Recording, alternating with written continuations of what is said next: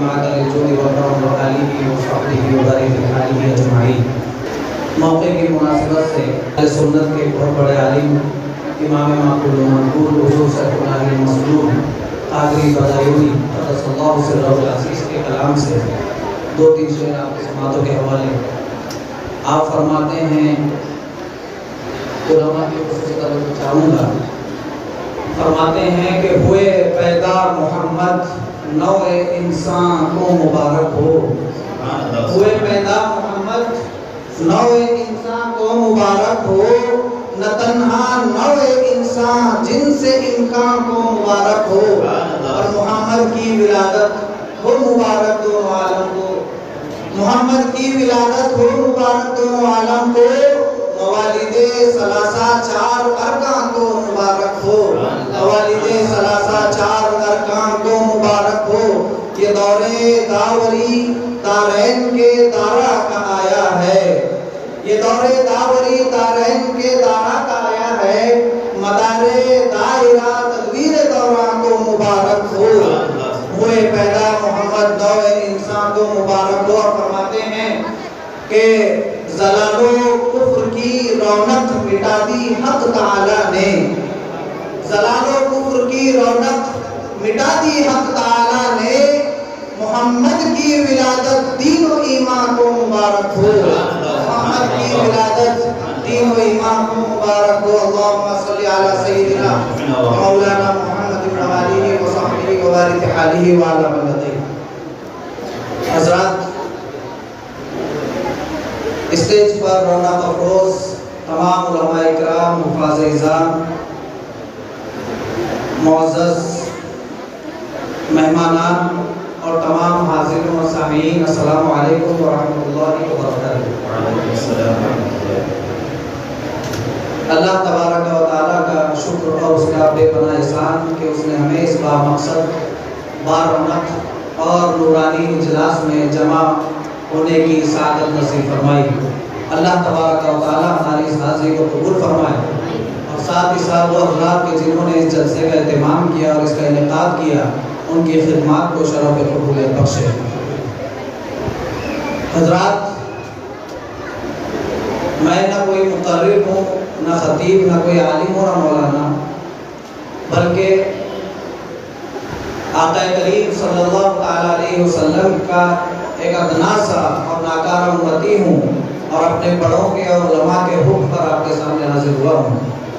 چونکہ مجھے حکم دیا گیا کہ اللہ کے رسول صلی اللہ علیہ وسلم کی آمد کے موقع پر اور اس کی خوشی میں ہر سال کی طرح اس سال بھی ایک عظیم الشان سیرت کوئز مقابلہ منعقد کیا گیا تھا، اور آج اس کا تقسیم انعامات کا پروگرام رکھا گیا ہے، تو آپ کو بھی اس میں حاضر ہونا ہے۔ تو چونکہ جو لوگ اس میں شریک ہیں، جو لوگ اس میں حصہ دار ہیں، انہوں نے آلریڈی پوری محنت کی ہے اس کے اندر، ہمارے علماء اکرام ہیں اور جو تحریک صدائے حق کے ذمہ داران ہیں، انہوں نے اس قدر محنت کی اور اس بزم کو اتنی خوبصورتی کے ساتھ سجایا، تو وہ تو ویسے ہی اللہ تبارک و تعالیٰ کے پیارے رسول کی آمد کی خوشی میں شریک ہو گئے اور جزائے خیر کے مستحق ہو گئے۔ ایسے ہی وہ لوگ کہ جنہوں نے اس سیرت کو اس مقابلے میں حصہ لیا، اس میں نبی کریم صلی اللہ علیہ وسلم کی سیرت کو یاد کیا اور اپنے سینوں میں محفوظ کیا، وہ بھی کسی نہ کسی طرح سے، بلکہ پوری طرح سے وہ نبی کریم صلی اللہ علیہ وسلم کی آمد کے اس مبارک مہینے میں حصہ دار ہو گئے، اس بات کے مستحق ہو گئے۔ تو اب ان کے حکم کی اتباع میں علماء کرام کی خواہش پر آپ کے سامنے اس نیت سے حاضر ہوا ہوں کہ میری بھی کسی نہ کسی طرح سے شمولیت ہو جائے گی، اور اللہ تبارک و تعالیٰ اس شمولیت کے صدقے میں ہو سکتا ہے قیامت کے دن میرے نامہ اعمال میں اور میزان حسنات میں یہ آج کا خطاب اور آج کی حاضری یہ میزان عمل کو بھاری کرنے کا سبب بنے گی۔ تو اللہ تبارک و تعالیٰ ہم سب کی حاضری کو قبول فرمائے۔ حضرات، بڑی خوش نصیبی اور سعادت مندی کی بات ہے کہ آج کا جو پروگرام ہے وہ تقسیم انعامات کا پروگرام ہے، یعنی انعامات کس چیز پر تقسیم کیے جا رہے ہیں؟ سبحان اللہ، کتنی مزے کی بات ہے کہ اس معیار پر اور اس بنیاد پر انعامات کو تقسیم کیا جا رہا ہے کہ اللہ کے رسول صلی صلی اللہ تعالی علیہ وسلم کی سیرت کو کس نے اچھے اور عمدہ طریقے سے اپنے سینوں میں محفوظ کیا ہے. کتنی بڑی بات ہے, کتنے اعزاز و شرف کی بات ہے. یقین جانے یہ ایسی سعادت مندی ہے اور یہ ایسی اعزاز اور ایسی تکریم ہے من جانب اللہ کہ اللہ تبارک و تعالیٰ نے ان صحابہ کے مرتبوں کو زیادہ بڑھایا, یا وہ صحابہ جلیل القدر صحابہ کہلائے کہ جنہوں نے اللہ کے رسول صلی اللہ تعالیٰ علیہ وسلم کی سیرت کو اپنے سینوں میں محفوظ کر کے امت تک پہنچایا. تو خوشی کی بات ہے, خوشی کا موقع ہے, اور یقین جانے کہ عید میلاد مصطفیٰ صلی اللہ تعالیٰ علیہ وسلم کی آمد کے موقع پر اگر اس طرح کے پروگرام کا انعقاد کیا جا رہا ہے اور بچے اپنے سینوں میں نبی پاک صلی اللہ علیہ وسلم کی سیرت کو محفوظ کر رہے ہیں, تو اس موقع سے بڑی اور سعادت مندی اور خوش نصیبی بات نہیں ہو سکتی. تو اللہ خوش نصیب ہے سب حضرات کسی بھی طرح سے جنہوں نے اس جلسے میں اور اس تقسیم انعامات کے پروگرام میں حصہ لیا, چونکہ اللہ تبارک و تعالیٰ نے یہ حکم فرمایا ہے کہ وہ تعاونوا علی البر والتقوی, جہاں نیکی اور بھلائی کے کام ہو رہے ہو تو وہاں پر ایک دوسرے کی مدد کرنا بھی دراصل یہ اللہ تبارک و تعالیٰ کا حکم ہے. تو جو لوگ شریک ہوئے وہ تو اللہ کے رسول کی سیرت کو یاد کرنے کی بنیاد پر جزائے خیر کے مستحق ہوئے. پھر ان کے ماں باپ کہ جنہوں نے ان کو اس سیرت کو اس کے لیے تیاری کروائی وہ معاون ہو کر اللہ تبارک و تعالیٰ کے حکم کی اتباع میں وہ بھی جزائے خیر کے مستحق ہو گئے. ایسے ہی وہ لوگ کہ جنہوں نے اس تقسیم انعامات کے پروگرام کو آرگنائز کیا اور اس کو منعقد کیا, تو یہ منعقد کر کے اللہ کے رسول صلی اللہ تعالیٰ علیہ وسلم کی سیرت کی تبلیغ میں حصہ دار بن گئے. تو یہ ایسی نعمتیں ہیں اور ایسی سعادتیں ہیں اور ایسی خوشی کا موقع ہے کہ اللہ تبارک و تعالیٰ اپنے خاص اور محبوب اور مقرب بندوں کو یہ عطا فرماتا ہے. وہ لوگ محروم ہیں کہ جو اس جیسے جلسوں میں شرکت نہیں کرتے یا اس جیسے جلسوں میں اپنی شمولیت نہیں دیتے.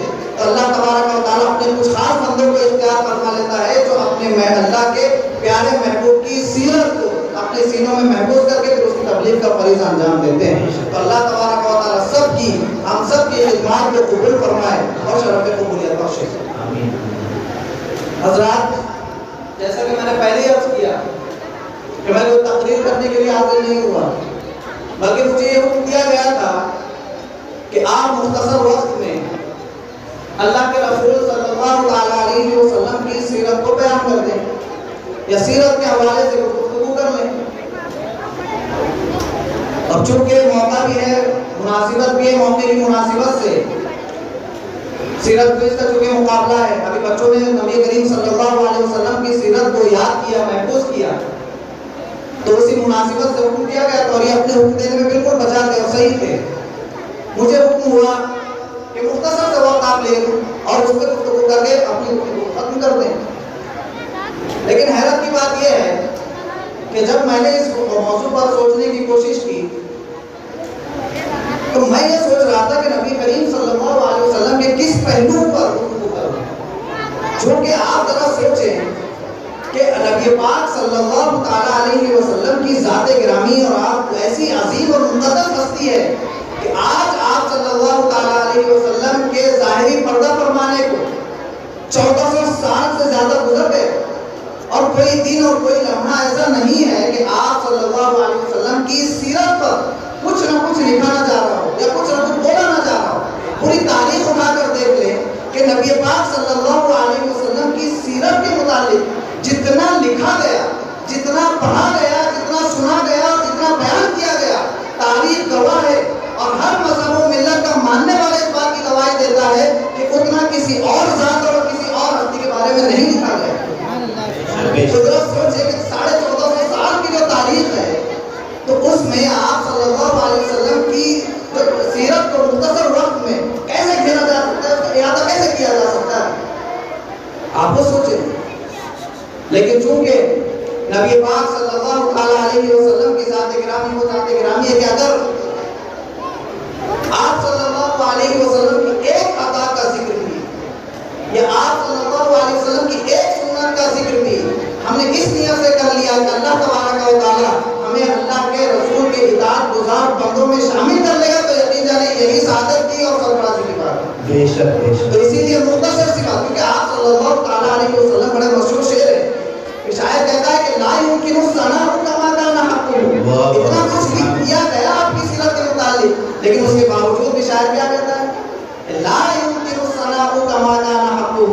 آپ کی ذات کا کما حقه توصیف و ثنا کا بیان ہو ہی نہیں سکتی. فاقس خدا بزرگ توی قصہ مختصر. خلاصہ کلام یہ ہے کہ اللہ کے بعد اگر کوئی بزرگ و برتر ذات کوئی ہے تو اللہ کے رسول کی ذات گرامی ہے. بے شک بات یہاں پر ختم ہو جاتی ہے. امام بصیری فرماتے ہیں فَإِنَّ فَضْلَ رَسُولِ اللَّهِ لَيْسَ لَهُ حَدٌّ فَيُعْرِفَ عَنْهُ نَاطِقٌ بِفَمِهِ. آپ فرماتے ہیں کہ اللہ کے رسول صلی اللہ تعالی علیہ وسلم کے فضائل و مناقب اور آپ کی حمد و ثنا اور آپ کی تعریف و توصیف اس کی کوئی حد نہیں ہے، کوئی بیان نہیں کر سکتا. تو ذرا سوچیں، اتنے بڑے بڑے شعراء، اتنے بڑے بڑے متکلمین اور محدثین جب یہ بات کہہ کر بات کو ختم کر دیا کہ آپ کے پاس کوئی ذات نہیں ہے، یعنی یا تو اللہ ہے یا پھر رسول اللہ ہے، یا تو خدا ہے یا پھر محبوب خدا ہے، اس سے پہلے اور اس کے بعد پھر کوئی نہیں ہے. قصہ مختصر کہ آپ ہے اور اللہ آپ کا اللہ ہے اور آپ کا خدا ہے. سبحان اللہ. تو اللہ کے رسول صلی اللہ تعالی علیہ وسلم کی سیرت کا اعادہ مختصر انداز میں ہو ہی نہیں سکتا. پھر بھی حصول برکت کے لیے اور تبرکن اور علماء کے حکم کی اتباع میں چند باتیں آپ کے سامنے پیش کروں گا. خطبے کے بعد میں نے جس آیت کریمہ کو پڑھنے کا شرف حاصل کیا اس میں اللہ تبارک و تعالی ارشاد فرماتا ہے کہ لقد کان لکم فی رسول اللہ اسوۃ حسنہ. کہ اللہ کے رسول کی سیرت اور اللہ کے رسول کی زندگی اور آپ کا کردار یہ تمہارے لیے آئیڈیل کی حیثیت رکھتا ہے، یہ تمہارے لیے نمونے عمل ہے، یہ تمہارے لیے زندگی گزارنے کا طریقہ ہے. اللہ نے کیا حکم دیا کہ یہ تمہارے لیے بہترین نمونے عمل ہے. یعنی اگر انسان کو زندگی گزارنا ہے تو کس طریقے سے گزارنا ہوگی؟ جیسے اللہ کے رسول صلی اللہ تعالی علیہ وسلم گزارا کرتے تھے. دیکھیے اللہ نے یہ حکم کس کو دیا؟ مسلمانوں کو دیا. آپ ذرا سوچیں کہ بندے کو مسلمان کب کہا جاتا ہے؟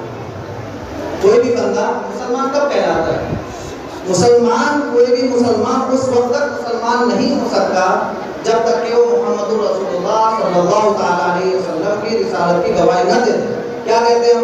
اشہد ان محمد رسول اللہ، کہ حضرت محمد مصطفیٰ صلی اللہ تعالی علیہ وسلم اللہ کے رسول ہے، میں اس بات کی گواہی دیتا ہوں. تو بندہ جب تک کہ اللہ کے رسول کی رسالت کی گواہی نہ دے دے وہ مسلمان اور مومن نہیں ہو سکتا. اور اس کے بعد بھی حضور صلی اللہ علیہ وسلم کا ایک اور یاد آیا. آپ نے لکھا ہے کہ معیار نبی کریم صلی اللہ تعالی علیہ وسلم سے محبت کا سب سے معیار کیا ہے؟ کہ بندہ اللہ کے رسول کی رسالت کی گواہی دے. یعنی جیسے ہی آپ نے گواہی دی اللہ کے رسول ہونے کی کہ میں محمد مصطفیٰ صلی اللہ تعالی علیہ وسلم کو اللہ کا رسول مانتا ہوں تو جانتا ہوں کہ وہ اللہ کی طرف سے بھیجے گئے ہیں، اللہ نے اپنے احکام کی تبلیغ کے لیے ان کو مبعوث فرمایا. اگر بندہ یہ گواہی دے دیتا ہے، اس بات کو مان لیتا ہے تو کل اسلام میں داخل ہو جایا کرتا ہے. لیکن آپ فرماتے ہیں کہ ابھی تو وہ صرف مسلمان ہوا، لیکن اس مسلمان ہونے کا یا اس اسلام میں داخل ہونے کا سب سے پہلا تقاضا یہ ہے کہ وہ اللہ کے رسول کی اتباع اور کی اطاعت کرے. سب سے پہلی ذمہ داری کیا ہے ہوتی ہے مسلمان پر؟ جیسے ہی کلمہ پڑھا ویسے ہی فوراً ذمہ داری یہ عائد ہو گئی ہے، واجب ہو گیا کہ اب اللہ کے رسول کی اطاعت کرنا.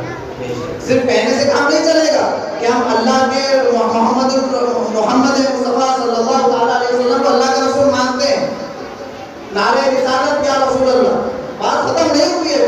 یہاں سے تو بات شروع ہو رہی ہے. ابھی آپ داخل ہوئے ہیں، آپ نے رسول کے نبی کریم کے رسول ہونے کی گواہی دی ہے. اب آپ کا کام یہ ہے کہ اب آپ کو اپنی منزل اور اپنے سفر کا آغاز کرنا ہے اور اپنی منزل کی طرف بڑھنا ہے. کیا کرنا ہے؟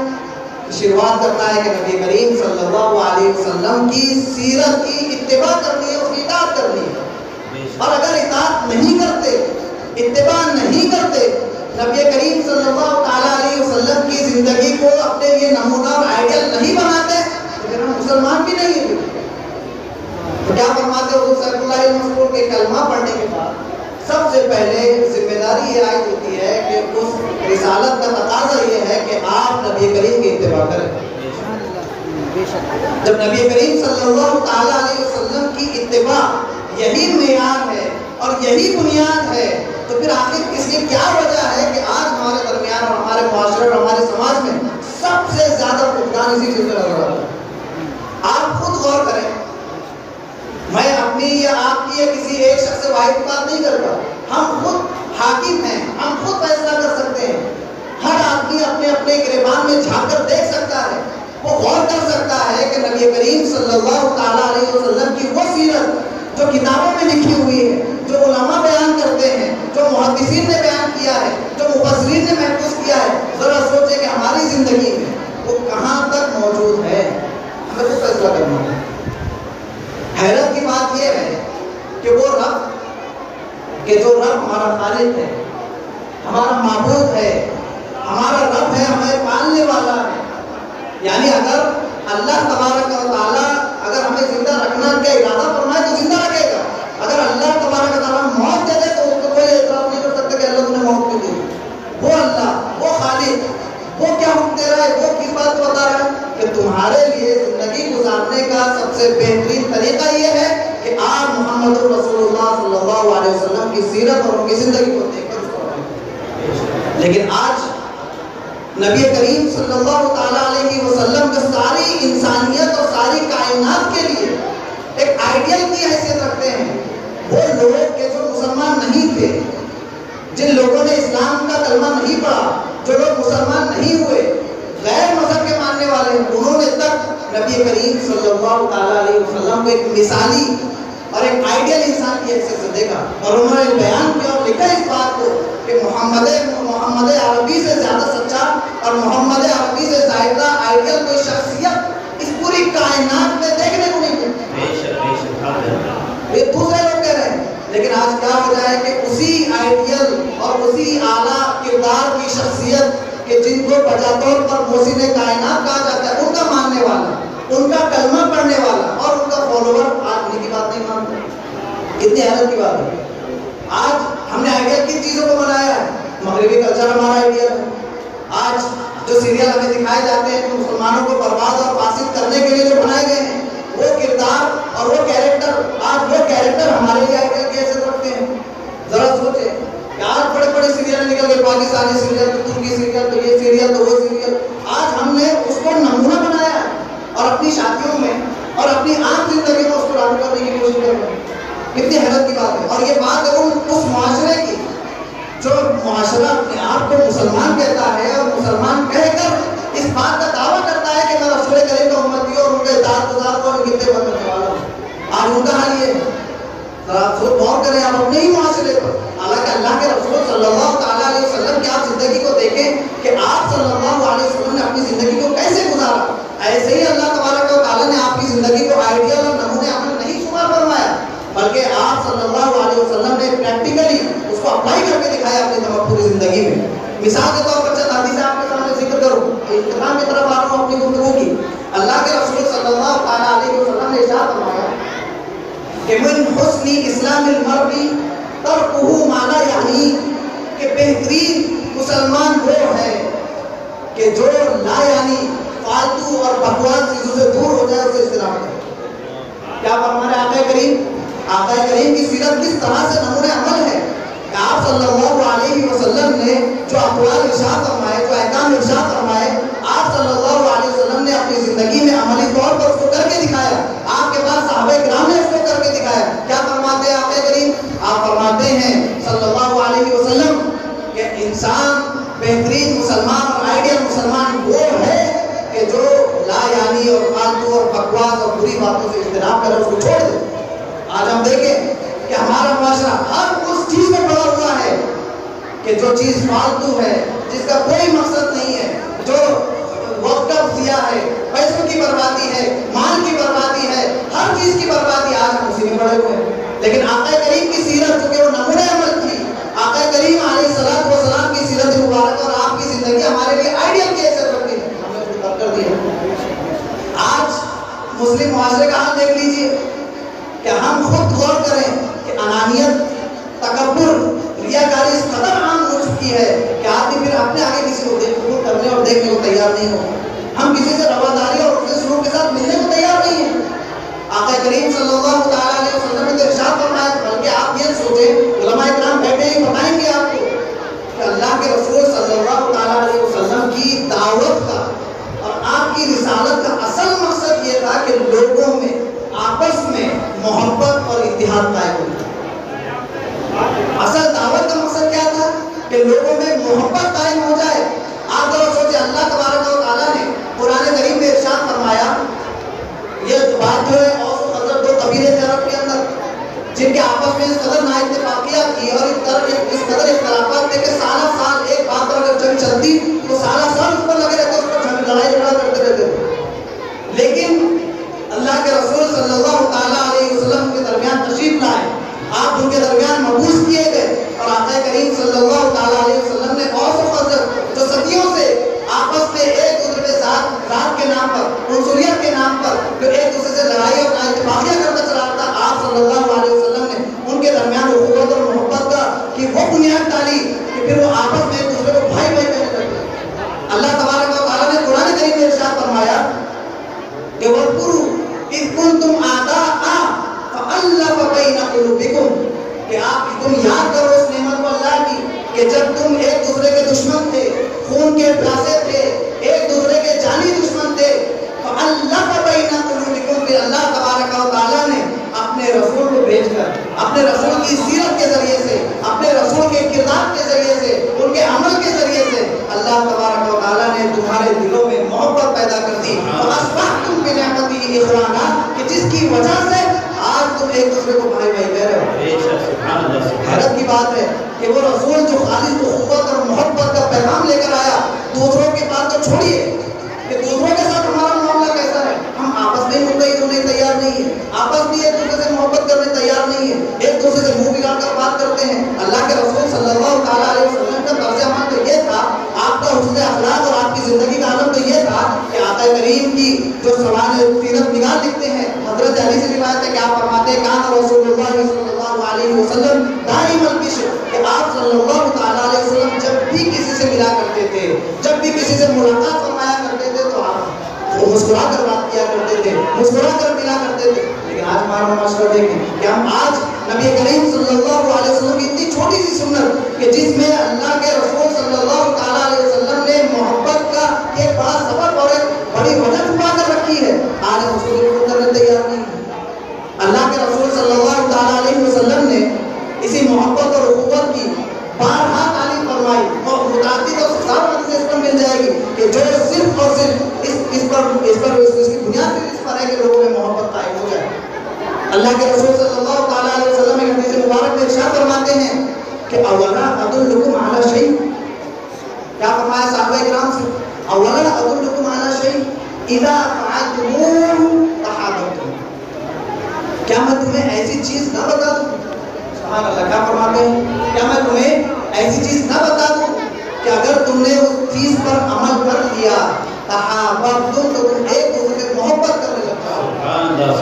بتائیے آپ کو بھی سننا ہے وہ حدیث، کیا ایسے کوئی عمل سننا ہے کہ جو نبی کریم نے صحیح حدیث میں ارشاد فرمایا، فرمایا بہت آسان عمل ہے، کیا فرمایا آپ صلی اللہ علیہ وسلم، صحابہ نے کہا یا رسول اللہ، بلا یا رسول اللہ، یا رسول اللہ یقیناً تعریف فرمائیے، فرمائے حکم فرمائے۔ آقا کریم نے بہت ہی آسان عمل ارشاد فرمایا جس میں کوئی خرچ بھی نہیں کر رہا ہے، کیا فرمایا افشوا السلام بینکم، کچھ مت کرو، آپس میں سلام کو عام کرو، ایک دوسرے کو سلام کیا کرو۔ ایک روایت میں آتا ہے اقرأ السلام علی من عرفت ومن لم تعرف، کہ تم ان لوگوں کو بھی سلام کرو جن کو پہچانتے ہو، ان لوگوں کو بھی سلام کرو جن کو نہیں پہچانتے۔ محبت قائم ہو جائے گی۔ لیکن آج ہمارے اندر یہ جذبہ بھی ختم ہو گیا، ہم اس بات کو تو بھول ہی گئے ہیں کہ اسلام کی بنیاد کبھی محبت اور اخوت پر بھی رکھی گئی۔ بے شمار متعدد احادیث ایسی ہیں کہ جس میں اللہ کے رسول صلی اللہ علیہ وسلم نے ایک دوسرے سے محبت کی ترغیب فرمائی ہے۔ آپ نے فرمایا تحابب، فرماتے ہیں کہ ایک دوسرے کو چھوٹا موٹا ہدیہ بھی دے دیا کرو، آپس میں کسی چیز کوئی چیز دے دیا کرو کسی کو، کیونکہ جب آپ کسی کو کوئی چیز دیں گے تو اس سے ایک دوسرے کے دلوں میں محبت پیدا ہوگی۔ لیکن آج ذرا سوچیں کہ ہم کون سی نبی کریم صلی اللہ علیہ وسلم کی سنت کو اپنانے کے لیے تیار ہیں؟ بتائیں آپ کو کون سی نبی کریم صلی اللہ علیہ وسلم کی سیرت کا وہ پہلو ہے کہ جس کو آج ہم اپنی زندگی میں اپنائے ہوئے. چھوٹی سی سنت نبی پاک صلی اللہ علیہ وسلم کی. اللہ کے رسول صلی اللہ علیہ وسلم نے ارشاد فرمایا کہ اطعام الطعام وہ افشاء السلام من حسن اسلام المرء. فرماتے ہیں کہ لوگوں کو کھانا کھلایا کرو, سلام کام کیا کرو, تو کھانا کھلانا کے باعث تمہارے درمیان محبت پیدا ہوگی اور ساتھ ہی ساتھ تم ایک اچھے اور اعلیٰ اخلاق والے انسان پیدا ہوگے. حیرت کی بات ہے کہ اللہ تبارک و تعالیٰ نے اپنے رسول گرامی صلی اللہ علیہ وسلم کو کے بارے میں تو یہ فرمایا وَإِنَّكَ لَعَلَىٰ خُلُقٍ عَظِيمٍ کہ محبوب آپ کو اللہ تبارک و تعالیٰ نے, آپ کے رب نے اخلاق کے عظیم مرتبے پر فائز فرما دیا. یعنی اخلاق کی سب سے اعلیٰ مثال اگر دیکھنا ہے کسی تاریخ میں, کسی کو تاریخ انسانیت میں کسی کو اخلاق کی اعلیٰ مثال دیکھنا ہے تو کون ہے؟ اللہ کے رسول صلی اللہ تعالیٰ علیہ وسلم کے ساتھ گرامی ہے. لیکن آج ہم انہی کے ماننے والے, انہی سے محبت کا دعویٰ کرنے والے, انہی کے جشن میں شریک ہونے والے, آج ہم اللہ کے رسول صلی اللہ تعالیٰ علیہ وسلم کی سیرت کو بھول گئے. ان اخلاق آج سب سے بد اخلاق اگر کوئی قوم میں آپ جائیں ذرا آفیسز میں, سرکاری کام آپ کرانے کے لیے چلے جائیں, آپ کو پتہ چل جائے گا. مولانا انور صاحب بیٹھے, ان سے آپ پوچھیں کہ ان کے ڈپارٹمنٹ میں جو لوگ ہیں انجینئرنگ ڈپارٹمنٹ میں سب سے زیادہ بد اخلاق, سب سے زیادہ بد عمل, بد کردار وہ مسلمان آپ کو نظر آئے.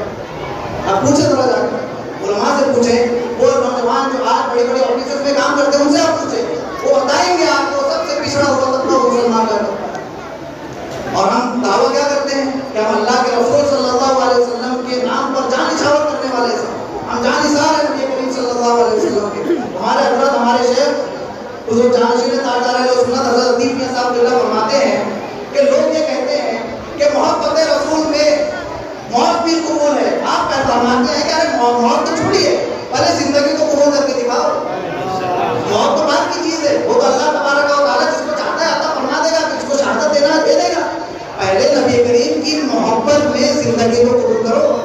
اگر زندگی قبول ہو گئی تو یقین جانے آپ کو موت کے لیے دعا کرنے کی ضرورت نہیں کہ اپنے عشق رسول میں آ جائے, بلکہ اللہ تبارک و تعالیٰ آپ کو ایسی موت عطا فرمائے گا کہ جو موت یقیناً وہ موت ہوگی کہ یا ایھا النفس المطمئنہ ارجعی الی ربک مرضیہ وادخلی فی عبادی وادخلی جنتی.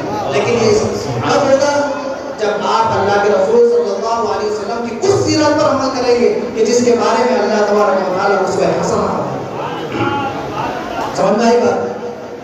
آخری دو چار باتیں اللہ کے رسول صلی اللہ تعالیٰ علیہ وسلم نے مطابق احادیث میں, ایسے تو یہ سلسلہ اگر حدیث کو بیان کرتا چلوں پوری رات ہو جائے گی لیکن سلسلہ ختم نہیں ہوگا, لیکن مختصر کرتے ہوئے اپنی گفتگو کو, اللہ کے رسول صلی اللہ علیہ وسلم نے بے شمار احادیث میں ایک مسلمان کے دوسرے مسلمان پر حقوق کو بیان کیا. مثال کے طور پر ایک حدیث آپ کے سامنے ذکر کروں. اللہ کے رسول نے فرمایا, بخاری کی روایت ہے, المسلم علی المسلم حرام عرضہ ومالہ ودمہ. کیا فرمایا کہ ایک مسلمان کا دوسرے مسلمان پر حق یہ ہے کہ ایک مسلمان کا دوسرے مسلمان. نعرہ تکبیر, نعرہ رسالت, نعرہ رسالت, جشن عید میلاد النبی, تحریک صدائے حق, نعرہ تکبیر, نعرہ رسالت.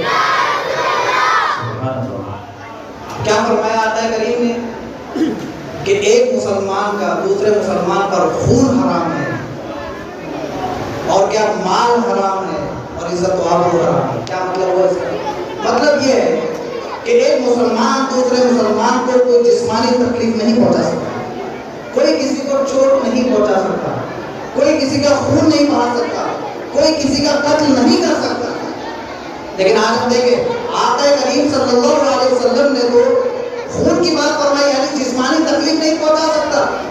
آپ ذرا سوچیں کہ ہمارے معاشرے میں باطنی تکلیف تو اس قدر پہنچائی جاتی ہے, جب جسمانی تکلیف کو حرام کر دیا گیا تو باطنی تکلیف کس طرح حرام ہوگی, کیونکہ روح یہ جسم سے افضل والا ہے اور بے شمار اس پر بھی حدیث ملتی ہے.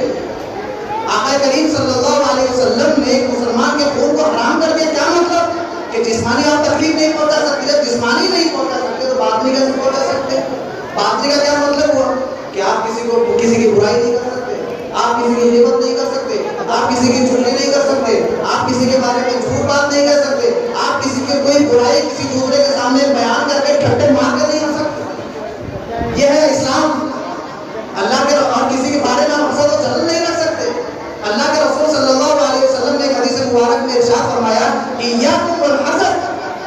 حسد سے بچو، ایک دوسرے سے جلن سے بچو. کیوں؟ فَإِنَّ الْحَسَدَ يَأْكُلُ الْحَسَنَاتِ، کیونکہ یہ حسد اور یہ جلن اور تمہارے سینے کی جو کپٹ اور کالاپن ہے، یہ جو میل ہے تمہارے دل میں، ایک دوسرے مسلمان بھائی کے لیے یہ نیکیوں کو کھا جاتا ہے. کیسے کھا جاتا ہے؟ کما تأکل النار الحطب. اللہ اکبر. جیسا کہ آگ سوکھی ہوئی لکڑی کو کھا جاتی ہے. سوکھی ہوئی لکڑی جب آپ آگ میں ڈالیں گے کتنی جلدی جل جائے گی اور پھر اس کا کوئی راک ہو جائے گی فوراً. ایسے ہی حسد اور جلن اور کسی مسلمان بھائی کے بارے میں جلن اور حسد اور کپٹ رکھنا اپنے سینے میں، ایسے ہی نیکیوں کو کھا جاتا ہے. اللہ تبارک و تعالیٰ قرآن میں وَلَا تَجْعَلْ فِي قُلُوبِنَا غِلًّا لِلَّذِينَ آمَنُوا، اے اللہ مومنین کے بارے میں ہمیں حقد اور حسد اور جلن سے بچا دے، ہماری حفاظت کرنا.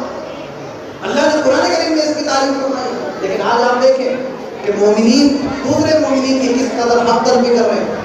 آئے دن ہر موقع ہر لمحے ہم کسی نہ کسی طرح سے کسی نہ کسی مومن بھائی کی حق تلفی کر رہے ہیں. لیکن ہمیں ہمارے معاشرے میں برائی اس قدر عام ہو چکی ہے اور سیرت سے ہمارا رشتہ اس قدر دور ہو چکا ہے کہ ہمیں احساس تک نہیں ہوتا کہ ہم کی برائی کر رہے ہیں. یعنی اگر آپ سوچیں اگر آپ کسی کی برائی کر رہے ہیں یا کسی کا نام بگاڑ کے بھی اگر بول رہے ہیں تو اللہ کے رسول نے اس کو بھی حرام قرار دے دیا. لیکن ہمیں اس کا احساس نہیں ہوتا، ہم اس کے بارے میں توجہ بھی نہیں دیتے کہ یہ بھی اللہ کے رسول صلی اللہ علیہ وسلم کی مبارک سنت ہے اور اس کی بنیاد پر بھی آپ کے نام احمد کا فیصلہ ہوگا. اللہ اکبر. اور کیا فرمایا؟ مال بھی حرام. اور کیا فرمایا؟ یہ تو مال مطلب آپ چوری نہیں کر سکتے کسی کے مال کی، کسی کے دھوکہ دھڑی نہیں کر سکتے اگر لین دین کرنے کا معاملہ ہو تو، کسی کے آپ مال کو چرا نہیں سکتے، کسی کو دھوکے سے کسی کا مال ہڑپ نہیں کر سکتے. ایسے ہی ساتھ ساتھ میں اللہ کے رسول صلی اللہ علیہ وسلم نے ایک مسلمان کی دوسرے مسلمان کی عزت و آبرو کی حفاظت کو حرام کر دیا. یعنی آپ کسی کی عزت کو نہیں اچھا سکتے، کسی کی عصمت دری نہیں کر سکتے، کسی کی عزت و آبرو کے ساتھ کھلواڑ نہیں کر سکتے.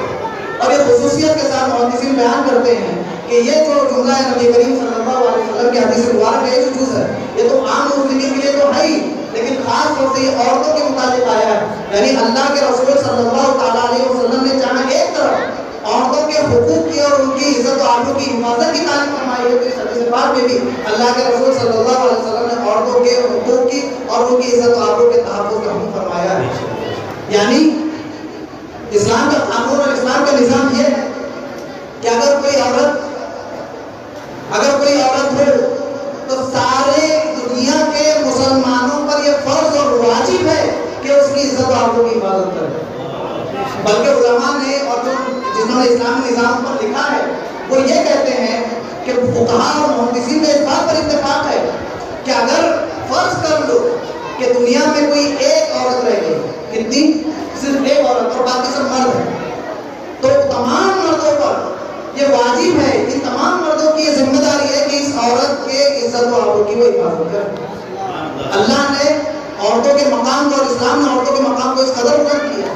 سبحان اللہ. اللہ کے رسول صلی اللہ علیہ وسلم نے اپنی سیرت میں جہاں ایک طرف تمام مسلمانوں کی بات کی، خصوصیت کے ساتھ عورتوں پر نبی کریم صلی اللہ علیہ وسلم نے مخصوص تعلیمات اور ہدایت ارشاد فرمائی.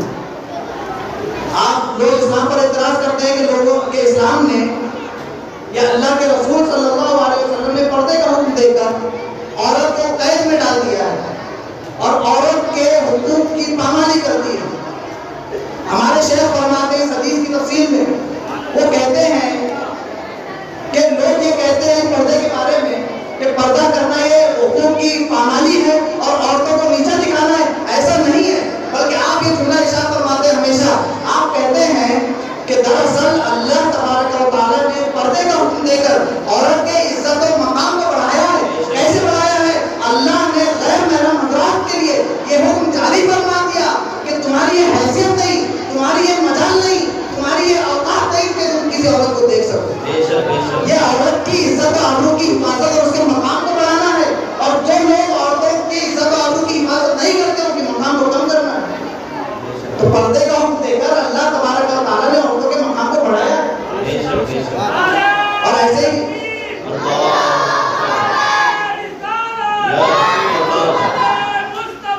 زندہ باد. ایسے ہی اللہ کے رسول صلی اللہ علیہ وسلم نے اپنی سیرت میں اس کو ثابت کر کے دکھایا، عملی نمونہ اس کا پیش کر کے دکھایا. ایسے لوگ یہ بھی اسلام پر اعتراض کرتے ہیں کہ اسلام نے عورتوں کو تعلیم سے روک دیا، علم حاصل کرنے پر روک لگا دی۔ حیرت کی بات ہے، مجھے سمجھ میں نہیں آتا یہ لوگ ایسی باتیں لاتے کہاں سے؟ انہوں نے دراصل اسلام کو کیا کسی بھی تاریخ کی کتابوں میں نہیں پڑھا، کیونکہ اسلام کے اندر جو اسلام کے بارے میں جو باتیں اسلامی کتابوں میں موجود ہے، یہی باتیں دیگر کتابوں میں ملیں گی آپ کو۔ حیرت کی بات ہے، وہ یہ بات کیسے کہہ سکتے ہیں؟ آپ سوچیں، علماء گواہ ہے، ان کی ذمہ داری میں اور ان کی اجازت سے بات عرض کروں گا کہ اگر عورتیں اسلام کی تبلیغ میں اپنا کردار ادا نہ کرتی تو اسلام کا آدھا حصہ تقریباً ہم نہیں پہنچ سکتا۔ یعنی آپ سوچئے کہ بہت ساری ایسی صحابیہ ہوتے ہیں کہ جنہوں نے اسلام کو پھیلایا اور اسلام کی تبلیغ و اشاعت میں اپنا کردار ادا کیا۔ اگر وہ عورتیں نہ ہوتی تو اسلام ہم تک صحیح اور مکمل طور پر نہیں پہنچتا۔ جو اللہ نے فرمایا اکملنا اليوم اکملت لکم دینکم، کیا دین کی تکمیل ہو گئی؟ اس دین کی تکمیل نہیں ہو پائی۔ یہ صرف اور صرف نتیجہ ہے، یہ سبب ہے عورتوں کا کہ عورتوں نے نبی کریم صلی اللہ علیہ وسلم کے دین کی آبیہ لے کر پہنچا۔ مسلمانوں، جہاں ہم ایک طرف اللہ کے رسول صلی اللہ علیہ وسلم کی سیرت کی بات کرتے ہیں، سیرت پر جلسے کرتے ہیں، تو وہیں دوسری طرف ہماری ذمہ داری ہے کہ اس سیرت کو اپنی زندگی میں ڈھالنے کی کوشش کریں۔ آخری بات عرض کر کے آپ کے سامنے جو رخصت ہو جاؤں گا، پھر نبی پاک صلی اللہ علیہ وسلم کی سیرت کی اتباع کی بات آتی ہے تو دو چیزیں میرے سامنے عام طور سے میں اس آیت کو پڑھتا ہوں یا دیکھتا ہوں۔ ایک تو وہ ہے کہ جس میں سیرت پر عمل کرنے سے یا اطاعت و اتباع کرنے سے دنیاوی فائدہ ہے، اور ایک یہ ہے کہ اخروی فائدہ ہے۔ ٹھیک ہے، یعنی اگر آپ اگر نبی کریم صلی اللہ علیہ وسلم کی سیرت پر عمل کرتے ہیں تو جہاں ایک طرف آپ کی دنیا کامیاب ہوگی تو وہیں پھر آپ کی آخرت بھی سمجھ جائے گی۔ کیسے؟ اس کی مثال، ویسے بہت ساری مثالیں ہیں، سب بیان کرتے ہیں، لیکن پہلے تو اخروی مثال کہ آپ کی آخرت کیسے کامیاب ہوگی، تو اللہ تبارک و تعالیٰ نے قرآن کریم میں ارشاد فرمایا وَمَن يُطِعِ اللَّهَ وَالرَّسُولَ فَأُولَٰئِكَ مَعَ الَّذِينَ أَنْعَمَ اللَّهُ عَلَيْهِمْ، کہ جو اللہ اور رسول کی اطاعت کرتے ہیں تو وہ کن لوگوں کے ساتھ ہوں گے قیامت کے دن؟ وہ قیامت کے دن ان لوگوں کے ساتھ ہوں گے کہ جن پر اللہ تبارک و تعالیٰ نے انعام فرمایا۔ کن لوگوں کے ساتھ ہوں گے اللہ کے محبوب کی اطاعت کرنے والے بندے کہ جن پر اللہ نے انعام کیا ہے۔ کون ہے وہ بندے؟ سبحان اللہ، اگر وہ بندے سنیں گے، آپ ان بندوں کا ذکر سنیں گے اس آیت میں آگے تو آپ کو حیرت ہوگی کہ صرف اللہ کے رسول کی سنت کی اتباع کرنے کی بنیاد پر اللہ تبارک و تعالیٰ اس قدر درجے بلند فرما دیتا ہے۔ کن لوگوں کے ساتھ ہوں گے؟ خود اللہ نے من کے ذریعے سے بیان فرمایا من النبیین، وہ انبیاء کے ساتھ ہوں گے، وہ صدیقین، اللہ تبارک و تعالیٰ کے صدیقین بندوں کے ساتھ ہوں گے، وہ شہداء، اور اللہ کے ان بندوں کے ساتھ ہوں گے کہ جنہوں نے اللہ کی خاطر اپنی جانوں کو نچھاور کر دیا، وہ صالحین، اور کن کے ساتھ ہوں گے؟ اللہ کے نیک بندوں کے ساتھ ہوں گے۔ آج دنیا میں ہم اللہ کے جن برگزیدہ اور مقرب محبوب بندوں سے محبت کرتے ہیں، اللہ تبارک و تعالیٰ ان کا بھی ساتھ ہمیں قیامت میں دیتا ہے۔ یہ میں نہیں کہہ رہا ہوں کہ اللہ فرما رہا کہ صرف اللہ کے رسول کی اتباع اور اطاعت کرنے کی بنیاد پر اللہ تبارک و تعالیٰ نے آخرت میں یہ درجے پڑھا۔ سبحان اللہ،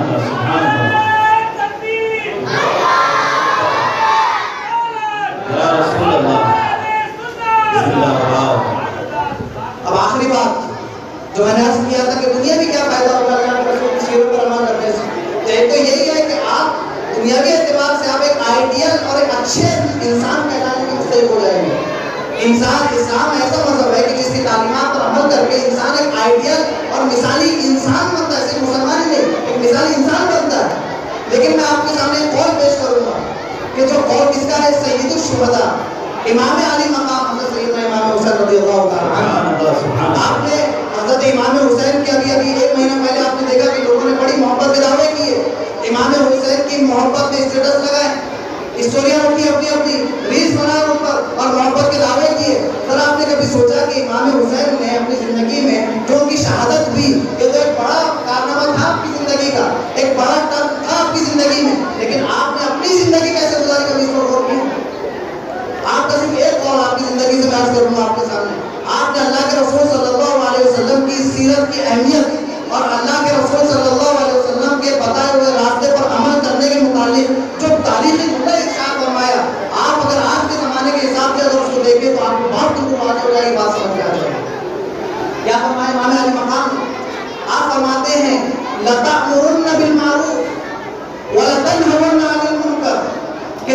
لازم ہے، ضروری ہے کہ تم اچھے کاموں کا حکم دیتے رہو، برے کاموں سے بچتے رہو، دوسروں کو بچاتے بھی رہو۔ یعنی کل ملا کر اللہ کے رسول صلی اللہ علیہ وسلم کے اسوہ حسنہ کو تھام لو، اس پر عمل کرو، اچھے کاموں کا حکم دو، اچھے کام کرو، برے کاموں سے بچو، برے کام سے بچاؤ۔ اگر تم نے یہ کر لیا کامیاب ہے۔ ورنہ آپ فرماتے ہیں اور اگر یہ نہیں کر سکے، اللہ کی سیرت کو اپنی زندگی میں اگر اپنایا نہیں، عمل نہیں کیا، لَيُسَلِّطَنَّ اللَّهُ عَلَيْكُمْ عَدُوَّكُمْ، آپ فرماتے ہیں کہ یقیناً پھر یہ اس بات کے لیے تیار ہو جاؤ کہ تم پر اللہ ایک ظالم اور جابر حاکم کو مسلط کر دے۔ تم پر حکمرانی کون لوگ کریں گے؟ کہ جو ظالم ہے، جو جابر ہے، تمہارا جو دشمن ہے، تمہارے دین کا مخالف ہے، جو تمہیں اپنانے کو تیار نہیں ہے، اللہ تبارک و تعالیٰ تم پر اس کو والی اور حاکم بنا دے گا۔ اور آخر میں کیا فرمایا؟ ایک بات آخری جو چھوٹا ایسا فرمایا، انتہائی لمحہ فکریہ ہے تمام امت کے لیے۔ آپ فرماتے ہیں پھر اس کے بعد تم اللہ سے دعا کرو گے کہ اللہ اس ظالم اور جابر حکومت کو ہم سے ہٹا دے اور اس کو ختم کر دے، اس کو نیست و نابود کر دے۔ کیا فرماتے ہیں؟ فَلَا يُسْتَجَابُ لَكُمْ، کہ تمہاری اللہ دعا قبول نہیں کرے گا۔ کیوں نہیں کرے گا؟ یہ ظالم اور جابر حکومت کو اللہ تبارک و تعالیٰ کیوں مسلط کر دیا؟ کیوں نہیں ہٹائے گا؟ کیونکہ ہم نے سیرت رسول سے اپنا رشتہ چھوڑ دیا ہے، سیرت رسول پر ہم نے عمل کرنا چھوڑ دیا ہے، اللہ کے رسول صلی اللہ علیہ وسلم کی تعلیمات سے دور ہو گئے ہیں۔ اگر ہم نے اللہ کی تعلیمات کو آج بھی اپنا لیا تو وہ دن دور نہیں ہے کہ اللہ تبارک و تعالیٰ جو بات ہم کہیں گے، اللہ تبارک و تعالیٰ اس بات کا اثر پیدا فرمائے گا۔ جو ہم اللہ تبارک و تعالیٰ سے دعا کریں گے، اللہ تبارک و تعالیٰ اس دعا کو قبول فرمائے گا۔ خود اللہ تبارک و تعالیٰ ارشاد فرماتا ہے کہ ان اللہ لا یغیر ما بقوم حتی یغیروا ما بانفسہم، کہ اللہ کسی بھی قوم میں اور امت میں اس وقت تک تبدیلی نہیں فرماتا جب تک کہ امت اور یہ قوم اپنے حالات درست کرنے کے لیے خود کوشش کرے۔ اللہ اکبر۔ تو ہمارا فرض ہے، ہماری یہ ذمہ داری ہے کہ ہم جہاں اللہ کے رسول صلی اللہ تعالیٰ علیہ وسلم کی محبت کا دم بھرتے ہیں اور آپ کی رسالت کا اقرار کرتے ہیں اور ہر لمحے نعرے تکبیر کے بعد نعرے رسالت کا ذکر کرتے ہیں، صبح و شام اللہ تبارک و تعالیٰ کے رسول کی رسالت کی گواہی دیتے ہیں، تو اس کا تقاضا یہ ہے، اس کی سب سے بنیادی تقاضا یہ ہے کہ ہم اللہ کے اس رسول کی، اس عظیم ہستی کی، محمد مصطفیٰ صلی اللہ تعالیٰ علیہ وسلم کی سیرت کو اپنی زندگی میں اپنا لیں۔ آج اللہ تبارک و تعالیٰ کا شکر ہے ہم اس پروگرام میں حاضر ہیں۔ یہ کس لیے کیا گیا ہے؟ یہ آپ کی اصلاح کے لیے کیا گیا ہے، لوگوں کا رشتہ اللہ کے رسول کی سیرت سے جوڑنے کے لیے کیا گیا ہے، ایک تعلق اور کانٹیکٹ کے لیے کیا گیا ہے۔ آپ کیا نام ہے اس کا؟ سیرت کوئی مقابلہ، اس کے انعامات کا جشن ہے آج۔ تو الحمدللہ آج 8واں جشن ہے اس پروگرام کا۔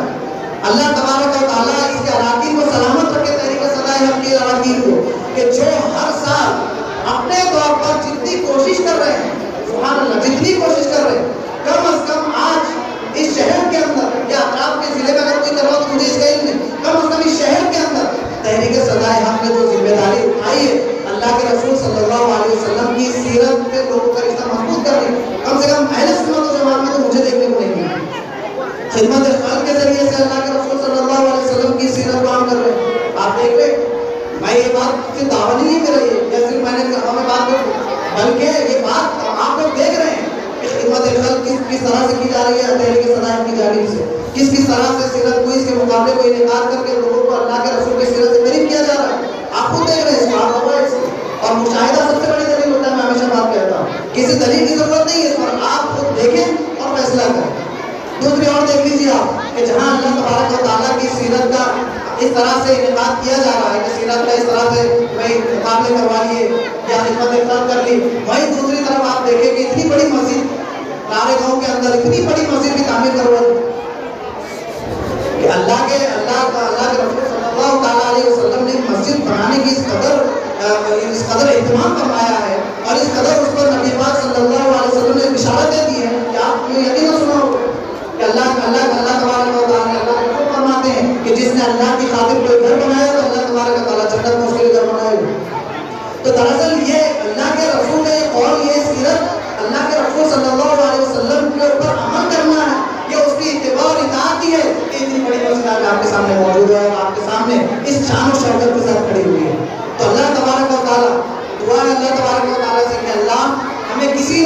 طرح سے تحریک کے کاموں سے جوڑنے کی توفیق عطا فرمائے. انہوں نے سیرت رسول سے جوڑنے کا لوگوں کو جو بیڑا اٹھایا ہے، جو علم اٹھایا ہے، اللہ تبارک و تعالیٰ اس مشن میں ان کو کامیابی عطا فرمائے.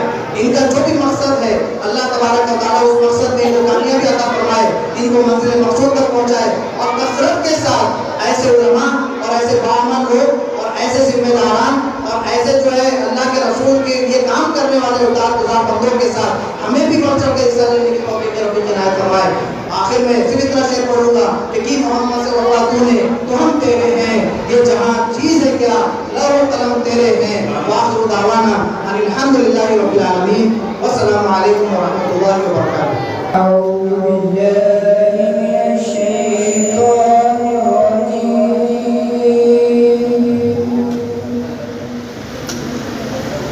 بسم الله الرحمن الرحيم.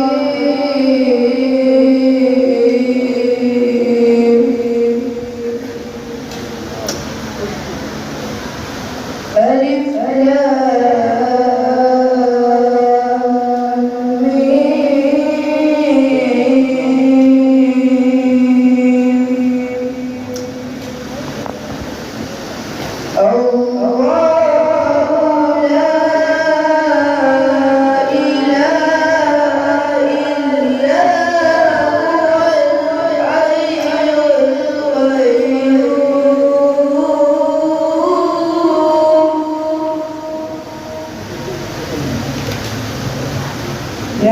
نزل عليك الكتاب بالحق مصدقا لما بين يديه وأنزل التوراة والإنجيل من صلوا عليه صلاة وسلام عليك يا حبيب الله صلى الله تعالى عليه وسلم. صلى الله عليك يا رسول الله وسلم عليك يا حبيب الله. یہ دنیا ایک سمندر ہے مگر ساحل مدینہ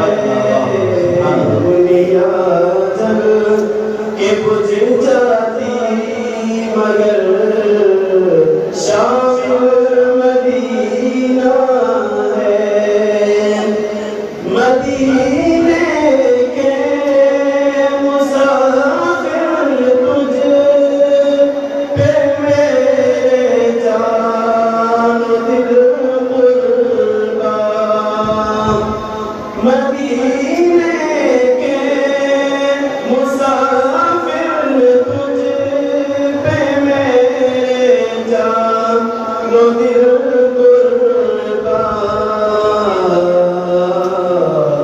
تیری آنکھیں بتاتی ہے تیری منزل مدینہ ہے، تیری آنکھیں بتاتی ہے تیری منزل مدینہ ہے، جاؤں شوق تیری جاریوں کے نیچے تیری رحمتوں کے سائے، تیری جاریوں کے نیچے تیری رحمتوں کے سائے، جسے دیکھنی ہو جنت وہ مدینہ آئے، جسے دیکھنی ہو جنت وہ مدینہ آئے، تیری جاریوں کے نیچے تیری رحمتوں کے سائے، نہ یہ بات شان سے ہے، نہ یہ بات مال و زر کی، نہ یہ بات شان سے ہے، نہ یہ بات مال و زر کی، وہی جانا ہے مدینے آہاد سے بلائے، وہی جانا ہے مدینے آہاد سے بے شک، سبحان اللہ، سبحان اللہ۔ تیری جاریوں کے نیچے تیری رحمتوں کے سائے، کیسے وہاں کے دن ہیں، کیسی وہاں کی راتیں، کیسے وہاں کے دن ہیں،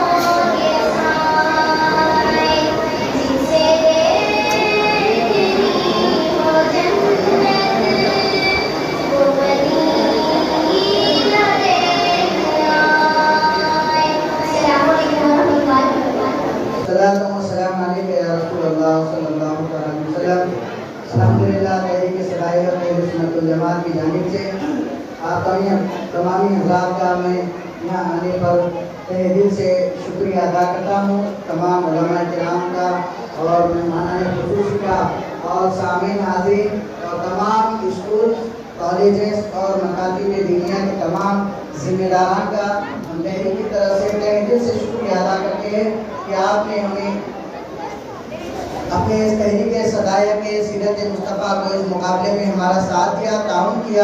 اللہ تعالیٰ آپ سب کو اس کا اجر عظیم عطا فرمائے اور بالخصوص اس البخاری ہال فنکشن کے مالک جناب حمزہ خان صاحب، ان کا بھی ہم شکریہ ادا کرتے ہیں۔ اور جیسا کہ ہم جانتے ہیں تحریک صدایہ اہل سنت والجماعت الحمدللہ تقریباً 10 سالوں سے دین و سنیت کی خدمت انجام دے رہی ہے اور خدمت خلق کے تعلق سے اور دیگر تمام چیزوں کے حوالہ جات اوپر خصوصی حضرت اللہ مولانا حافظ قاری عبدالعلیم قادری مجیدی صاحب نے اپنی زبان میں مبارک سے ہم سب کو بتایا بھی اور سیرت مصطفیٰ کے گوشے بھی ہم نے سنے۔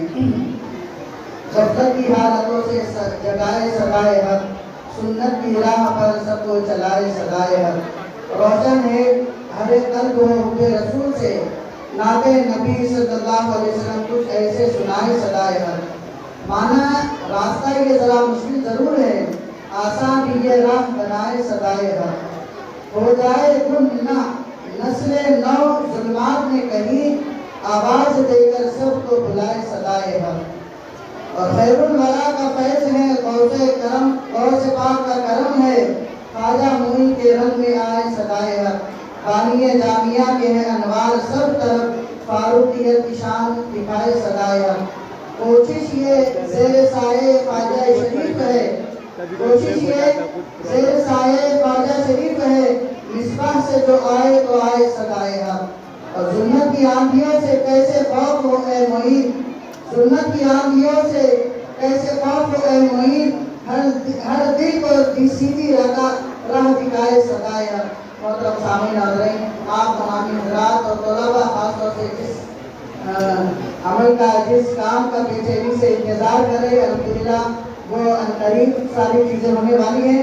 تمام حضرات اور بالخصوص بچے اطمینان اور سکون کے بتلائی گئی تھی کہ اس میں 63 سوالات دیے گئے ہیں اور ان 63 سوالات میں سے 3 سوالات کی جو ہے رخصت دی گئی ہے اور 60 سوالات جب آپ کے صحیح ہوتے ہیں تو وہ آپ کو جو ہے قرآن میں شامل کر دیا جاتا ہے۔